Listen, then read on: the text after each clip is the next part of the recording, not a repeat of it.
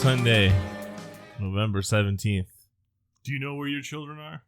No, it's not right. Did you see the hashtag that's trending today on the old Twitter? Nope. It's hashtag why men need a break. I do need a break. What do you need a break from? Life, capitalism, the crushing rate of the world, expectations. Well, you're wrong, because based on all the people promoting the hashtag, you actually need a break from feminism and girls being mean to you on the internet. I don't really get a lot of that. Well, that hashtag's not for you then. It doesn't address any of the systematic problems that men face. Yeah, it does. They nailed it. Feminism, right. Too much vagina getting what they want. You know what I mean?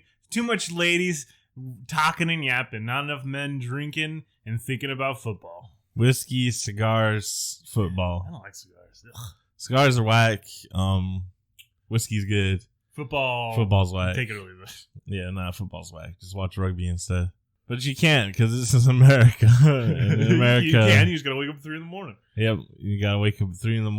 It's on some obscure NBC channel, and what you actually do is you go to the subreddit for sports streams, and you just watch someone else's stream of it. Because who the fuck has NBC Olympic gold or whatever the fuck that is? Yeah, so that hashtag's whack. I do need a break, but I don't think I need a break from feminism, since I like feminism. But I do feel like I need a break from capitalism and the society in general. I feel like I can't breathe in this goddamn country. All they do is bother people. Fucking tired of this shit. Been real emotional. And so we watched Brazil. yeah, I've been real emotional this week. Like Friday song made me tear up when I was driving home from the gym yesterday. I was like at the gym yesterday. And it wasn't even one of the sad ones. It wasn't. It's the one that's the cover of White Stripes. I can tell that we're gonna be friends. And for some reason, it made me like, it just got me. I was at the gym for we're not gonna be friends, Connor. We're not. I was at the gym for like 2 hours doing real masculine stuff, doing deadlifts and shit, right? And then driving home, I was like, I miss my friend. Yeah, so it's been that kind of week. But shit, Baby Yoda though. I like Baby Yoda single-handedly saved Star Wars for me. I mean, spoilers, but Baby Yoda. Yeah, I haven't seen it yet. I'm gonna watch the episodes tonight with the kids. Yeah, they have 2 episodes already. Yeah. I mean, fuck Disney and Star Wars. It's all garbage. Baby Yoda. Baby Yoda though. I'm in it. They got me now. That's capitalism wins again.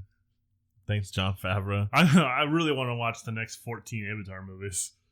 If it has Baby Yoda in it, I'll watch. Or Baby Avatar. Those guys might look cute. Probably not like Baby Yoda though. It looks like an expensive TV show. It's shot kind of flat. Which is weird. They have movie directors directing it, right? Well, the first one is Favreau, right? Jon Favreau actually does not direct any episodes. He just wrote them all. Oh. Yeah. And he's the Taika Waititi though. Taika, yeah, he'll direct an episode. He was in the first episode doing the voice of a robot. Also, Werner Herzog's in the first episode. They interviewed him recently, and he was like, "I've never seen a Star Wars, but I get the idea." Yeah, I know a Star Wars. I know a Star Wars. And then he also said that occasionally he watches WrestleMania. So Werner Herzog is an interesting guy. That fucking tracks. Well, he's got that quote where it's like, to be a great poet, you can't close your eyes or whatever. And so his whole thing is like, gotta check in on the pulse of society, see what culture's like, which I get. And then he's like, I only watch like 3 movies a year. Fucking movies. But we watched Brazil, which I think Werner Herzog would probably like. I don't know if he's ever commented on it, but it seems like his kind of movie. The guy that I used to sit next to at work, he recommended I see this movie one time. He kind of always reminded me of Dad. He was a really interesting dude. He used to work for NASA. He had got on a job offer to work for the CIA, but he said that he didn't want to sit in a windowless room and stare at pictures of landscape for 8 hours a day. So this is I think he had semi-retired. He only worked part-time at Vanguard. Mm-hmm. But I'm very suspect as to why he wanted me to watch this movie now.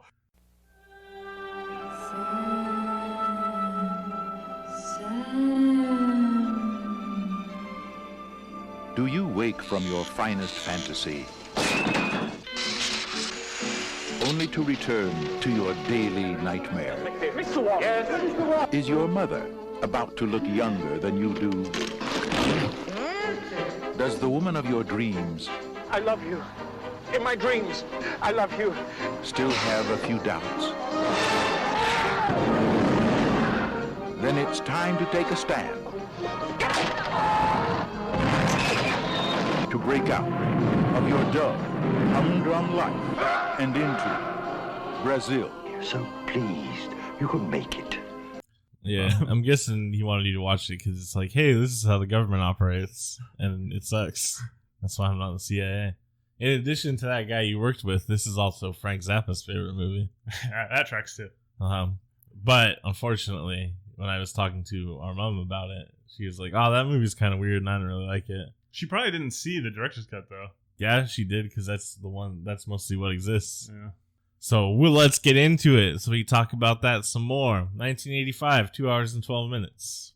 Directed by Terry Gilliam. Who's Terry Gilliam? I don't know, who is he? He's the American Python, which sounds like his wrestling name. But for those and it's like he's got like a porno angle. He's like Val Venus. Yeah. The American Python. American Python. Let me look at this 12-inch python. No, that's actually, he's in the Monty Python's Flying Circus, and he's the only American. Boom, there you go. In the political turmoil in the 60s, Gilliam feared he would become a terrorist and decided to leave the USA. He moved to England and landed a job on the yeah, he's like, man, I'm going to become a terrorist because of this shit. That's how I feel all the time, honestly. That's what I'm talking about. I'm like, I'm going to become a terrorist, all this shit. Better move to fucking England. That's not any better. It might have been in the 60s. It was swinging then. Margaret Thatcher is right around the corner. Yeah, he couldn't predict 20 years in the future though. He landed a job in the children's television show Do Not Adjust Your Set as an animator. There he met his future collaborators in Monty Python, Terry Jones, Eric Idle, and Michael Palin. In 2006, he renounced his American citizenship.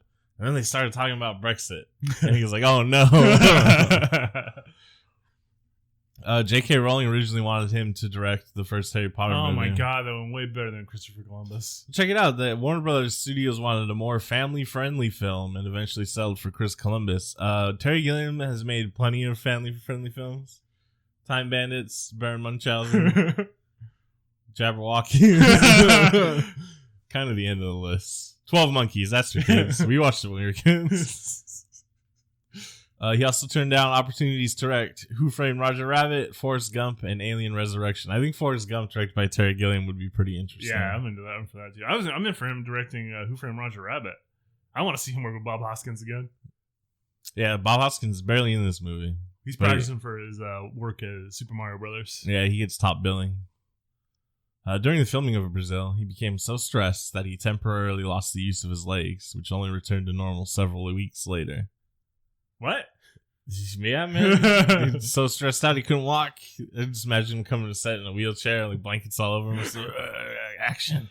I picture him in like that little bucket thing that Eddie Murphy uses in Coming to America. Not Coming to America, Trading Places. Trading Places. Places. I said Places. Training. I'm pretty sure I said Trading Places. Trading Places.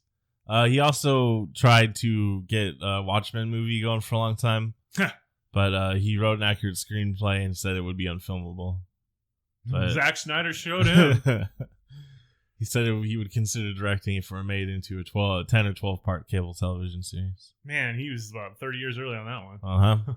Yeah, that's the whole thing is Watchmen has always been considered unfilmable. Terry Gilliam writing the screenplay and then saying it's unfilmable makes perfect sense. And then they decided to do it anyways. And you know, that full thing else, I don't even actually know if it is unfilmable. It's unmarketable. It actually exists. Brazil really is unmarketable too. Yeah. He said, I think there's a side of me that's trying to compete with Lucas and Spielberg. I don't usually admit this publicly because I tend to think that they only go so far and their view of the world is rather simplistic, which I agree with. I try to bring that up a lot. Lucas and Spielberg are the two bloodless guys from that generation. What I want to do is take whatever cinema is considered normal or successful at a particular time and play around with it to use it as a way of luring audiences in. So boom, there you go, which actually does kind of accurately describe most of the movies he's made. And that's a little bit about Terry Gilliam. What's your favorite flying circus sketch? The cheese one, the cheesemonger. Oh, that one's pretty good. Mine is the one where the philosophers have to play soccer and they can't figure, or it takes them a long time to figure That's out good the purpose of it. Brazil, a bureaucrat in a retro future world tries to correct an administrative error and becomes an enemy of the state. Pretty simplified synopsis. Yeah, but also not really accurate. Yeah, not really. Yeah, he's not really. Say it again. A bureaucrat in a retro future world tries to correct an administrative error and becomes an enemy of the state. Yeah, he's more like trying to find a girl. Yeah, he does correct an administrative error like the first half of the movie, but in pursuit of Jill, his dream woman, literally from his dreams. She got longer hair in his dreams. Yeah. Working titles for the movie included The Ministry of Torture, How I Learned to Live with the System So Far. That's a very yeah, that one's really on point. The last one's pretty good too, and so that's why the bourgeoisie sucks. Yeah. Auspicious credits. It's ranked number 13 in Entertainment Weekly's top 50 cult films of all time. It's number 1. I didn't check. Rocky Horror Picture. Probably. That makes sense. I mean, I get it. It's fun to go to the midnight showings and stuff. And that kind of like elevates it above a lot of other cult movies that it still has such like an avid following. This is considered the second in Terry Gilliam's trilogy of imagination. The first was Time Bandits, and the third was The Adventures of Baron Munchausen. All three movies are about escapes from an awkward ordered society seen through the eyes of a child, a man in his 30s, and an elderly man. It's like, okay, I guess. And then in 2013, Terry Gilliam called this the first installment of a dystopian satire trilogy. It forms with 12 Monkeys and Zero Theorem, which makes way more sense. So that first fact, complete bullshit. I don't think Terry Gilliam ever said that. That's just something someone just put people. together. Like when people like Blade Runner and Firefly and Aliens are all the same thing. Yeah. That's just the people like, well, they all came out around the same time and they were good. Here's the big thing about Brazil. It was a big fight to get the movie released. So Universal Pictures... That never happens. Universal Pictures executive Sid Sheinberg didn't want the movie released because he thought it was too pessimistic. The ending was down. Hey, they gotta end up with a lady at the end. He's gotta have a family. Yeah, not commercial enough for mainstream acceptance. Yeah, that was his argument, and that's what the studio's cut is like the Love Conquers All cut, where the last little bit of the movie doesn't happen, where you realize his mind snapped. Yeah, I assume the lobotomy part. Yeah, like where you go back to him and he's like, I'm dreaming in my head, isn't nope, there? it just ends with them driving off, even though like none of that fucking shit made sense. Like what? How would any of that surreal shit make sense if that was the case? During the time when the studio was blocking the release of the film and were re-editing it for the infamous Love Conquers All version, copies of the director's cut were circulating on video around Hollywood. At one point, several critics began asking if a movie that had been completed but not released could be eligible for a Best Picture Oscar. It said that the potential embarrassment of this happening forced the studio to release the original version instead of their own shitty version.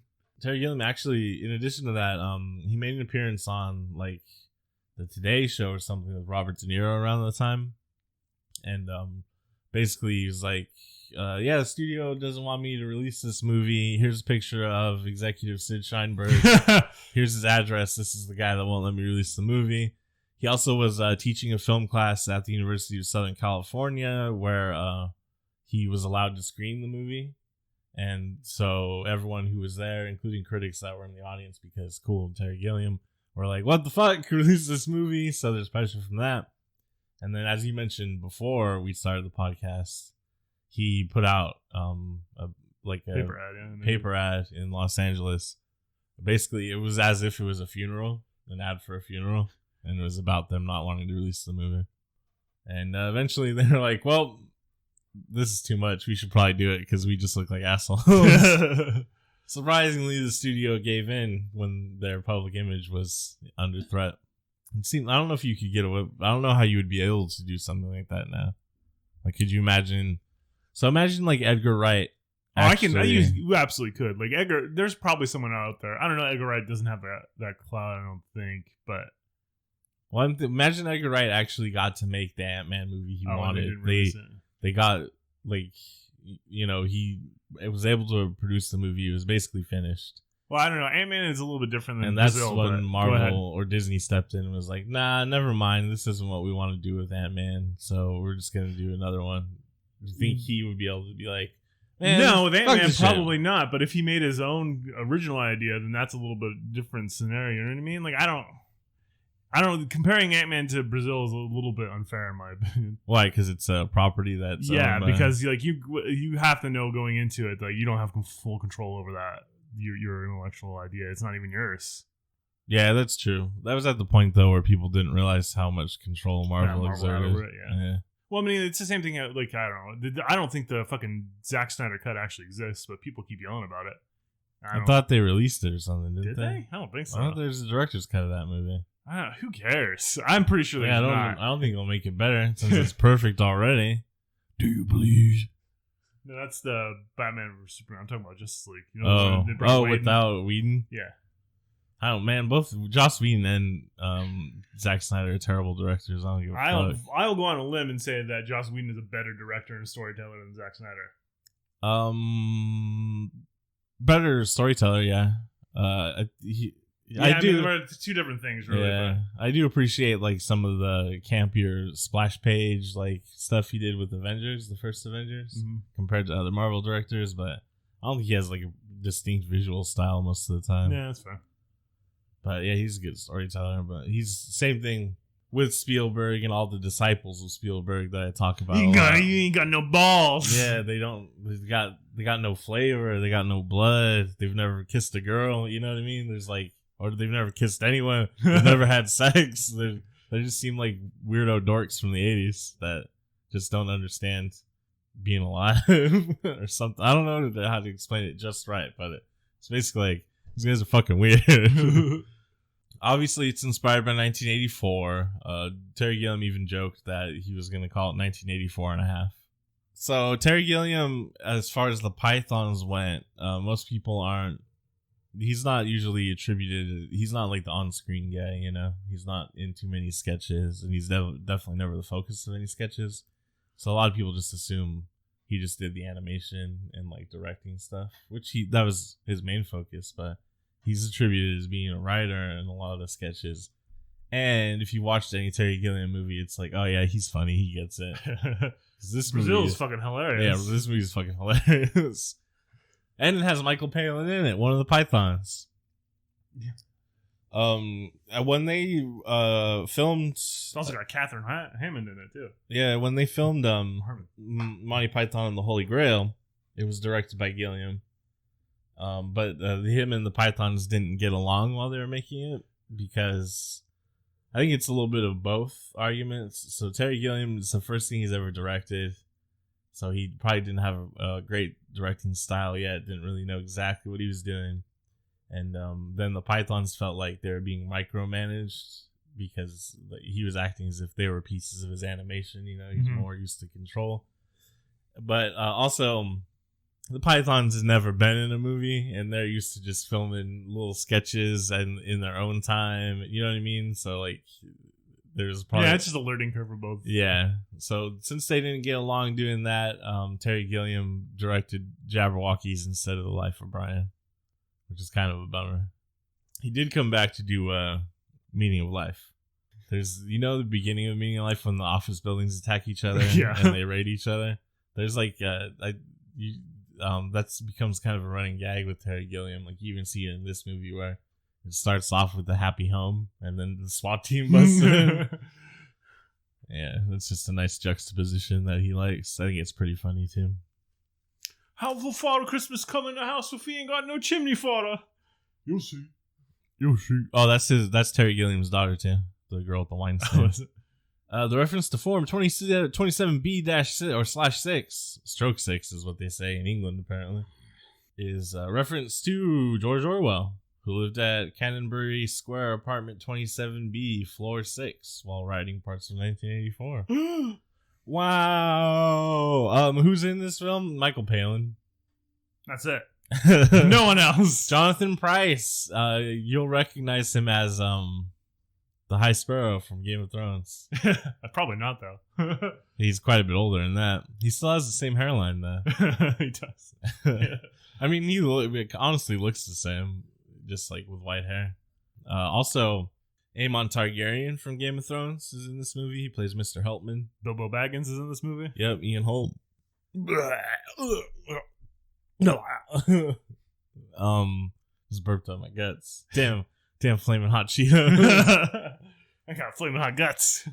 Yeah, Catherine Greist is the love interest. Terry Gilliam was not, even though he sought her out to be in the film, he ended up not being very pleased with her performance, so he kind of edited around it. And who else? Mario. Who could it be? It's the most famous Irish American, Robert De Niro. Playing a superhero air conditioner HVAC repairman. I do like the idea that Terry Gilliam's like, yeah, in the future, superhero HVAC repairman. Yeah, that's the resistance, is people working on the ducts. Well, there is a major focus on the ducts. Yeah. In the movie. You see him everywhere and stuff. Are you sick of the way your old ducks look?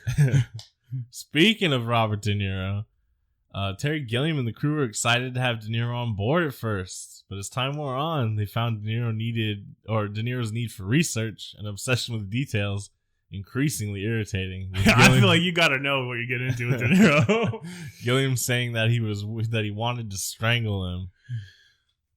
While most of the actors and actresses needed only 2 or 3 takes, Robert De Niro insisted on 25 to 30 takes for his character, and he still managed to forget his lines.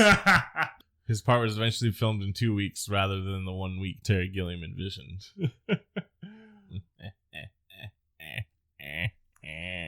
That's Jared Leto's laugh from the Joker.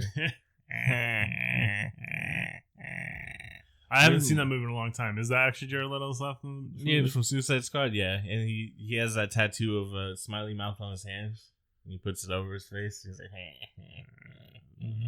I know he's got deranged. I actually thought it was a pretty good visual gag. Everything else about that movie, well, it's got whatever, Captain Boomerang.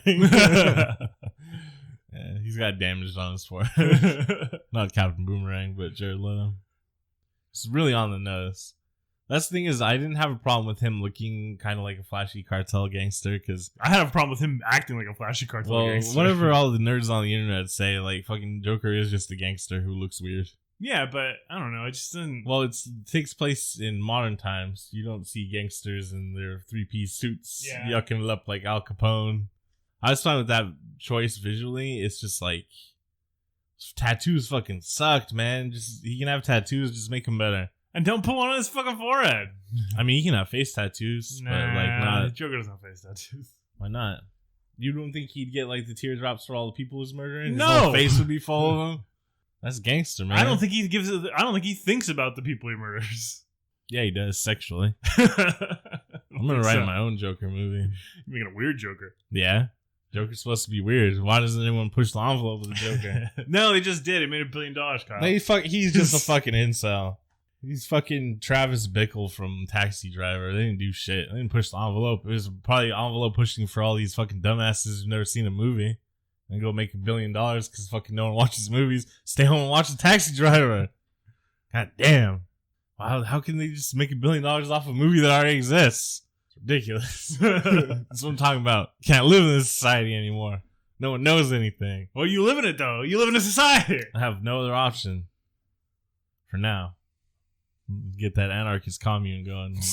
All right. Fucking good. Good to go. Just set it up in a little place called Jonestown, Guyana. Yeah, and I'm sure it's gonna work out fine. I've never heard anything bad ever happening in I Guyana. bet it's super haunted.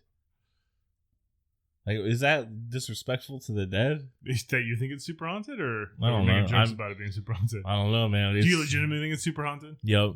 I don't. I think there's people there like, where's the Flavor Aid? Give me the Flavor Aid. Why didn't we spring for the Kool-Aid? It's only 5 cents more. Flavor Aid. Terry Gilliam admitted that the conclusion of the movie was the first idea that came to him. He asked himself, what kind of story would have a man going insane as a happy ending? Insane.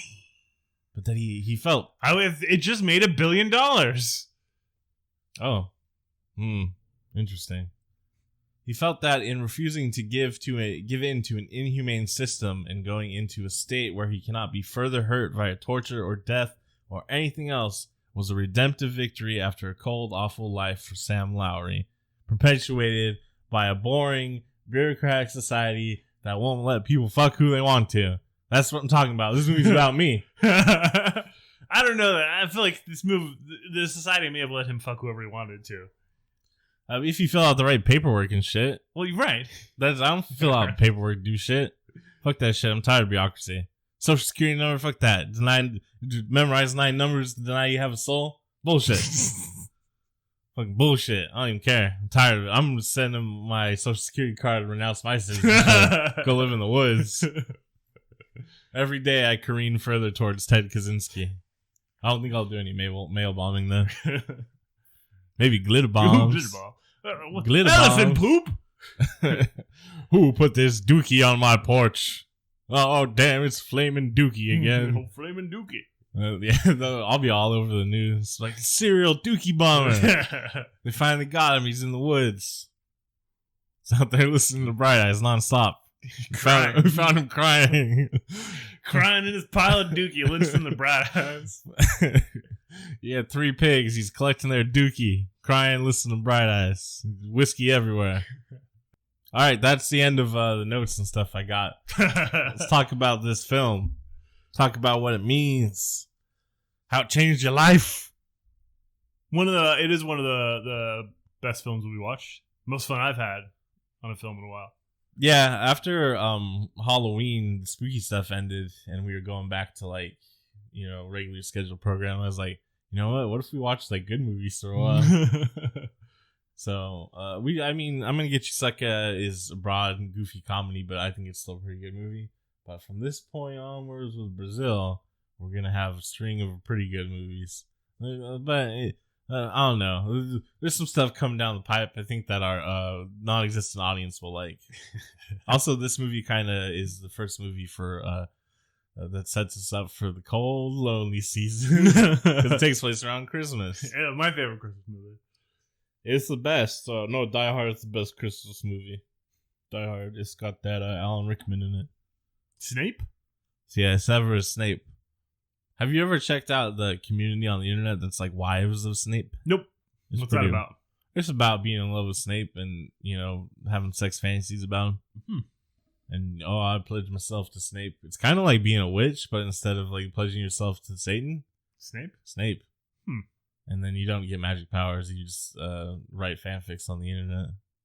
So kind of... I guess there's magic in that, like right? being in love with Satan. Yeah, there's sort of magic in that, right? There's an element of shamanism to writing and performance. If you say so. I don't know. Well, I have a lot of strange ideas. Some people have told me.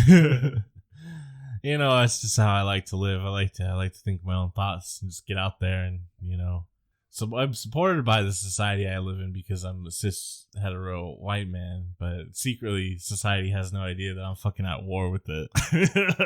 You made a very powerless and silent enemies in society. That's right. It's a guerrilla warfare. I complain about you on my podcast. Take that, society.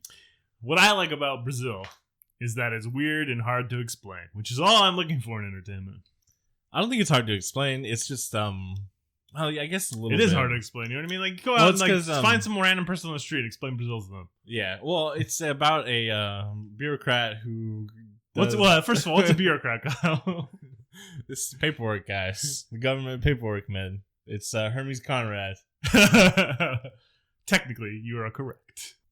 Terry Gilliam films always exist in their own world. You know what I mean? It's like their own fantastic realism, surreal kind of world. It's the Mighty Boosh. Nope. Like the first time you watch the Mighty Boosh, you're like, what is this? What's this all about? And then, but when you allow yourself to be like, all right, it's just like, that's just the way it is. Yeah, welcome to the world of Mighty Boosh. I'm in it now, and it's just tons of fun and weird shit, and I love it.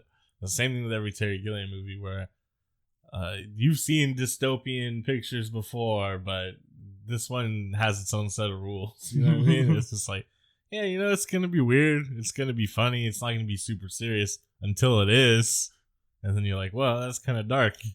For me, it's when he hallucinates Michael Palin get his headshot, and you're like, something's happening here. For me, it's when he hallucinates his mother's coffin. Oh, and all the jelly falls out? Yeah. That's pretty wild.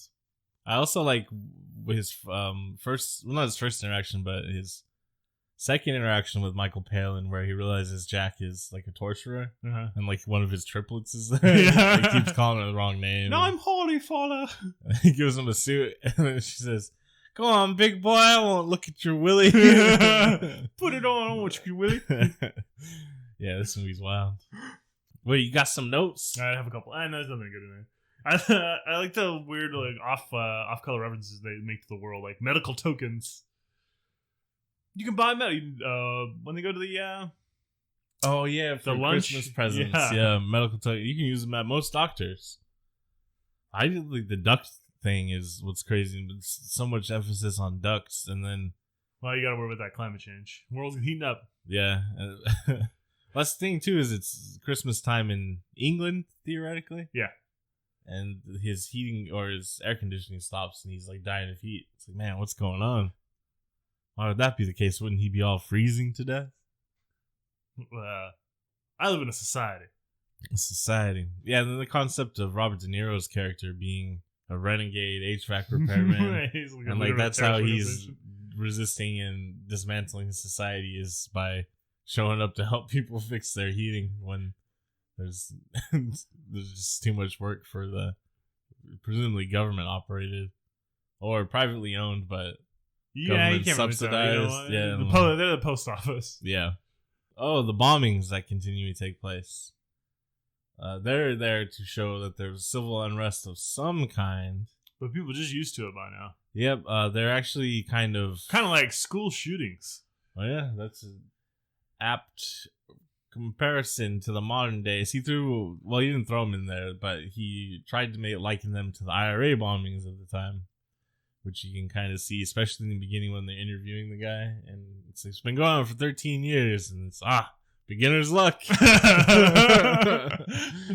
Which hopefully is in a reference to that famous IRA quote where it's like they called on Margaret Thatcher and they said, "You have to be lucky every day. We only have to be lucky once." It's like, damn, Thatcher, what you gonna do? What you gonna do when we come for you? Turns out she was lucky every day. Yeah, she rest in piss, man. People out there peeing on her grave. It seems like a really hollow victory to me. She got everything she really wanted. Yeah. Oh, but I won't get to piss on her grave then. Fuck it, do it. Pissing on everyone's grave. Especially Gigi Allen's, because that's like... that's what he wants. Yeah, that's like... I love you, Gigi Allen. I'm gonna shit on your grave. I was thinking about this the other day. You know, like when Nelson Mandela got freed, and like even in England they were playing that special song about Nelson Mandela, and everyone was like, "Fuck yeah!" Same thing like with Thatcher when she died. Like the radio was playing "Ding Dong, the Witch is Dead" and stuff. You know, like shit like that doesn't really seem to happen communally anymore. Have you noticed that? There's like hashtags on Twitter and shit. That's about it. No one listens to the radio, obviously, but there doesn't seem to be meaningful events. There just seems to be an endless barrage of spectacle. Meaningless spectacle. We'll have to see. I mean, I don't know. Can you think of something you feel like would be worthy of that? Well, I mean, to get a little bit political on our nostalgia movie podcast, Donald Trump went to the hospital yesterday because his but we don't know shit about it. You know? What? I know what happened. He couldn't stop shitting out his doo ass. His butthole fell out. I like to think he had like a Elvis Presley style situation, and they went in there and like, oh god, there's a 40-pound white dookie stuck up here. White dookie. Oh my god.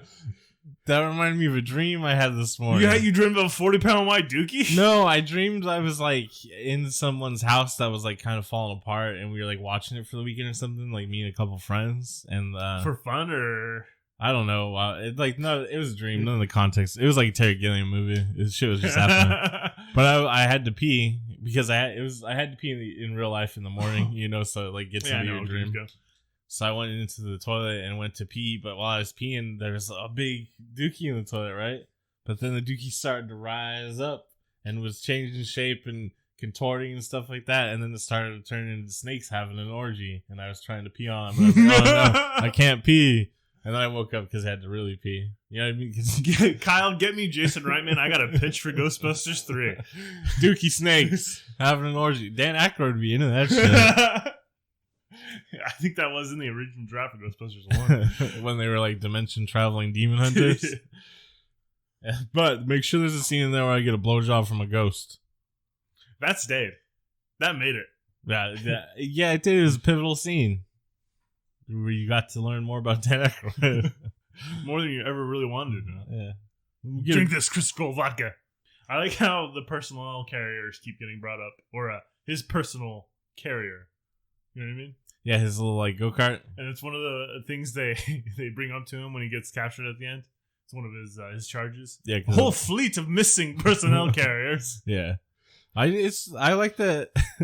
So in this like very bureaucratic, stilted society, those little kids in the ghetto still just lit his car on fire. And I was like, yeah, that's good. Fucking burn down more bureaucratic shit. Destroy society as a whole so it can be improved. The one thing I didn't quite get is it seemed like there was someone that was following him or Jill. What, you mean like the Babadook? Yeah, I remember like there's like a dude in a trench coat and a hat outside Jill's apartment at one point, and he kept running into him. Oh yeah. I couldn't figure out what that dude was supposed to be. Huh. I don't know if it ever like came together. Maybe just a spook. He's just a spook. Just a spook. That's a spook he's watching the spooks. Well, because she was under investigation, kind of. You know what I mean? Like, and that seems like the bureaucracy is just investigating everyone all the time. Yeah, and like they were just on to her because she was on to their fuck up with the Tuttle Buttle thing, which is all caused by a fly corpse. The guy smashes the fly and falls on a typewriter and makes Buttle instead of Tuttle. And it's all played for laughs, but if you actually think about like that guy's family. Yeah, and when Sam goes to visit them, it's like, man, this is kind of dark. Hey, let's think about how that's actually happened in real life, essentially. They burst in the wrong house and arrested the wrong people and shot the wrong people before. Mm-hmm. Yeah. So shooting dogs, too. I'm glad that can never happen in this great society. American exceptionalism prevents anything like that. Our bureaucracy runs very smoothly. Oh, you know what? Jill doesn't have any reason to like Sam at any point. Oh no, that's a part. Like their whole relationship doesn't make sense to me. I get like him being infatuated with her. Yeah, but I don't get her wanting to have anything to do with him. Well, at first it's fine, but then all of a sudden there's just a turn where she's like, "Yeah, let's bang." Yeah, what? Why? Let's get some necrophilia. Oh, that was a hot joke though. Like if I was like seeing a girl and like the situation came up like that and she said that line, I'd be like, "Oh yeah, we're getting married." That was a fucking. Here's a Date Watch update. Oh shit, I forgot about Date Watch. I forgot I was going to that show. It's coming up. It is like a month away. Show's a month away. No dates. No dates. But if you got some clever lines in you, like the necrophilia that Jill throws at it. Yeah, but there's no reason for her to feel any way about him. He's a goofy bureaucratic monkey with a bad hairline. He looks like an Englishman. Like, you know. He's got a rich mom though. Oh, is that what it is? Yeah, because that when they get to her mom's apartment, she's like, well, maybe. Because he's only even just still been a dick to her really up until then, you know. Even to the point where he just kind of leaves her in the apartment. Yeah, he blamed her for the bombing outright because he's programmed. I don't know. I kind of if she's being really coy about a package and all of a sudden there's an explosion after she disappeared from Eyeline, I might be like, "Do you sure you didn't have a bomb?" I'd be like, did you do that bombing? And if you did, want to bang? We'll bang. We'll bang, okay? Except for I don't speak that way to women. I say, we'll bang, okay? You can hear the subtle difference. Yeah. It's all in the tone. I don't ask him. I let him know what's gonna happen. We'll bang, okay? That's from Mass Effect. Well, technically it's not from Mass Effect, but well, kind of it is. Check it out. So there's a line in it that kind of sounds like that's what he said, and then it became a meme, and like people, we'll bang, okay? And then they got Matt Mercer, who's the voice of Shepard, to actually say it at like some convention, and then they just like someone made a mod for the game. I don't know if it's been patched in the game. That'd be pretty cool, but it comes up a lot. It will be after they hear this podcast. Mass Effect videos. We'll bang, okay? There's one video that I can't recall the title of or like even the context of it, but it's basically like that line's in like 30 times. He's just saying it at the end of like every conversation. We'll bang, okay? For a game that gets a lot of like jokes about, oh, you just travel through space and bang aliens, you don't get to bang very many aliens in those games. Is that your big complaint? It is actually. Aliens? Like, also, there's always like super hot like human men and women in it. You're like, maybe I'll bang them, but you're like, what? I could bang men and women in real life. I'm out here trying to bang aliens. Should be only aliens with like 3 titties and 4 dicks. Hell yeah. Some kind of crazy thing I never even seen before. Yeah, just a giant like butthole. You bang it. So that's how you save the galaxy too. They should, instead of the Reapers being living ships, they should. Well, they can still be living ships, but you bang their port like the engine hull to defeat them. And you're like, we'll bang, okay? And then Sarah and the villain's like, no, don't bang my ship. I feel like you've made a much different game. Perhaps some sort of sexual assault simulator. Well, with BioWare just going down the tubes, they're gonna need solid new ideas. So it's Mass Effect Bang Andromeda. Bang. I said that word a lot. You said bang a lot. I'm enjoying it today. It's not a word I normally say, but I'm feeling it today. I'm feeling it. I don't usually use it as a slang for sexy stuff. I usually use it as like a sound effect, like a gun. Bang! Bang. I like to use Donald Trump gun sound effect. Pew! Bang! Pew! Pew! Pew! Pew! Pew! Pew! Bap! Beep! Bop! Boop! Bop! Beep! Bop! Boop! Bop! Beep! Bop! Why is his nose so runny? That's all the fucking Adderall. That's what the problem was. He fucking had a stroke from the Adderall. I mean, there's one good thing you could say about Trump is with him in office and the general trajectory of the United States, at least we won't end up in this boring bureaucratic dystopia. Yeah, because he can't construct any functioning bureaucracy, even a shitty one. Documents and documents and documents. That's what the Nazis were all about, too. People forget that. They're just fucking documents. Papers, please. Goddamn bureaucracy. It'll get you. I mean, also, the racist views and stuff. That's so it's kind of the apex, but then also the bureaucracy, man. Oh my god, we've gotten pretty far from Brazil. We got way far from Brazil here. I don't know. I say this every week, but what is this podcast about? It's about you got to tell us because I don't even know. It's about getting your feelings out. Apparently, telling you, man, just had a rough week. Actually, it wasn't bad at all, but I just been really emotional and got a lot of stuff on my mind. And Brazil didn't help. At one point, they were gonna have all the dream sequences be like one segment towards the middle of the movie, and it's like I don't know how the movie would work that way. Yeah, I don't get that. That's probably why they didn't do it. Yeah, but the dream sequences are weird. Well, I mean they're cool, but I mean the concept of him. Oh, I had a dream about this dream woman, and this woman in real life kind of looks like her, so now I'm obsessed with her. It's like, well, I mean the other thing too is this can also be the way I would interpret it. In my head is that it's probably some woman he's seen on the street at some point. He started dreaming about it. Oh, isn't that some theory that people have that your brain can't create made up people in your dreams? So it's always like some background figure. I never read that, but seems like a stranger. I don't know about that because I've had dreams about Bigfoot and I've never seen Bigfoot. I've seen Harry and the Hendersons though. Oh, you're right. And you know what? He kind of does. Yeah, he kind of did look like Harry and the Hendersons. Yeah, it always is just kind of like what you think Bigfoot would look like. And Craig T. Nelson was there. I've seen pictures of him. His dreams are pretty cool. Like I just had dreams about like dookie snakes, but he's like Icarus flying around saving the damsel and stuff. Yeah, I was waiting for his wings to melt. Yeah, he flew too close to the sun. And then when she gets captured, she's captured by bureaucrats. Basically, I mean they're depicted as little hunched over monster baby face guys. And you find out the torturers wear baby faces. I don't know. There's some stuff going on there. Some stuff to think about. Why does she have long hair in the dreams? It's because it's dream fantasy, feminine like goddess stereotype, and then in real life she's not exactly that person, but he still loves her anyways because he's fucking just desperate for a connection. I think that might be it. But I had dreams about Robert De Niro, and then Robert De Niro showed up, Tuttle, and fixed his heating. He'd probably be in love with Robert De Niro. Who wouldn't be in love with Robert De Niro in this movie? He's just desperate. Robert De Niro is he's too little for me. What a man. Nah, I have like very specific taste in men. Sorry, little guys out there. I'm not attracted to you. I don't like little guys. They're already aware that, from what I understand of Tinder, if you're under 6 feet tall, you're not allowed to participate. Sorry about it, guys. I don't think you're bad people or you don't deserve to have a voice or anything, but I won't date you. I get it. Shit. I guess that doesn't make it better. That's the whole argument, right? It's like, I can't do anything about my height. It's also, you can't help what you're attracted to. I'm like, sorry, little fellas.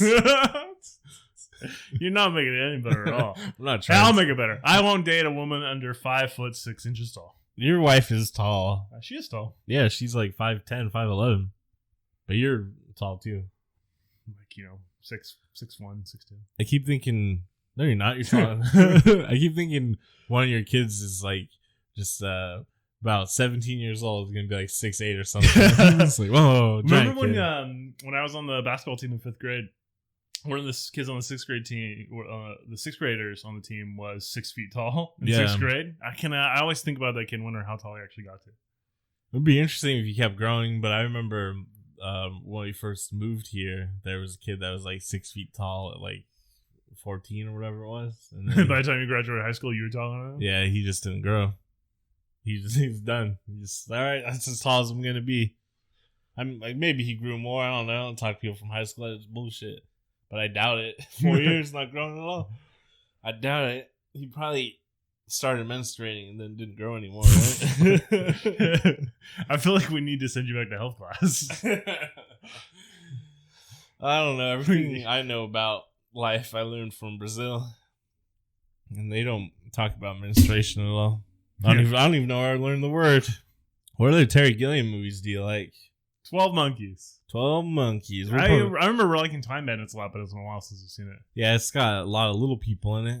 We'll probably watch that one eventually, and Baron Munchausen. And then eventually, like 10 years from now, when we're doing the podcast and we just have to do whatever, we'll watch 12 Monkeys. The fucking 90s, whatever, I don't know. When we run out of 80 movies, we'll move it up a decade. Mm-hmm. Or we'll move it back a decade. We'll go into the 70s.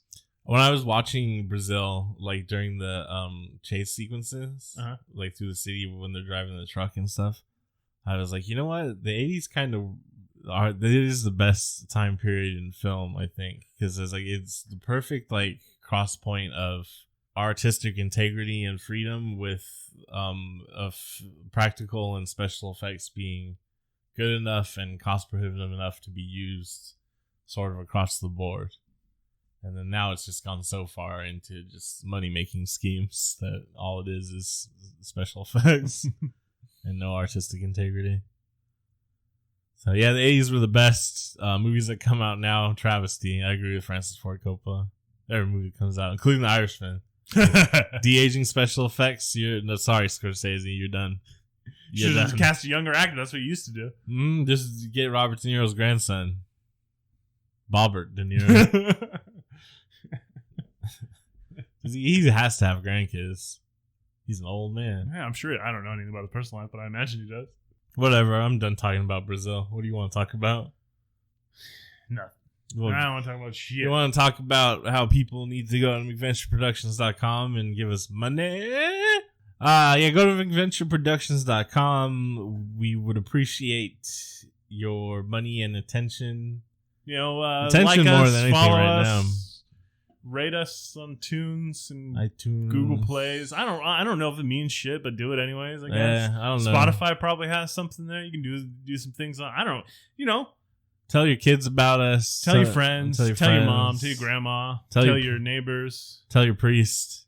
Tell your short-haired woman of your dreams. Short-haired woman of my dreams. Who would it be? Keira Knightley with short hair. Yeah. I think it was Catherine or Audrey Hepburn. That's all automatically I think of when people say short hair woman of your dreams. She had a pet deer. I have a pet deer. What? No, No, it's a dog. They both start with D, but they're different animals. Oh, I'm often confused. That explains her affinity for bones. You would know that if you watched more movies like I do. The soul Stop source. reading so many damn books. Yeah, stop reading books. It's about watching movies. You can read a book where it describes a deer, but you won't know what a deer is until you see it in a movie. In the film Deer Hunter. Yeah, VHS The KvLT. most dangerous game. AdventureProductions.com. Tell everyone about us. Tell all your friends. Taking Back Sunday's seminal album. Tell all your friends. I don't remember the name of any of their other albums. I don't think I listened to any of their albums. And Grimes has a new album coming out. Oh, Grimes with short hair. There you go. Or Claire. She doesn't really want to go by Grimes anymore. Fuck you. You don't get to do that. You're not Prince. Well, she can do what she wants, man. She's better than Prince. She's the artist of the decade. Shit. Frank Ocean got best album of the decade, but Grimes is the best artist.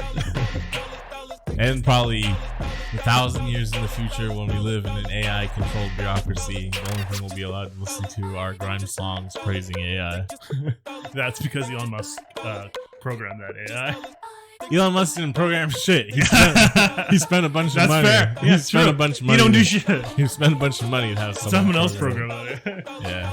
And it still doesn't work very well, just like in Brazil. Cool, that's VHS Cult. Go fuck yourself. I'm sad.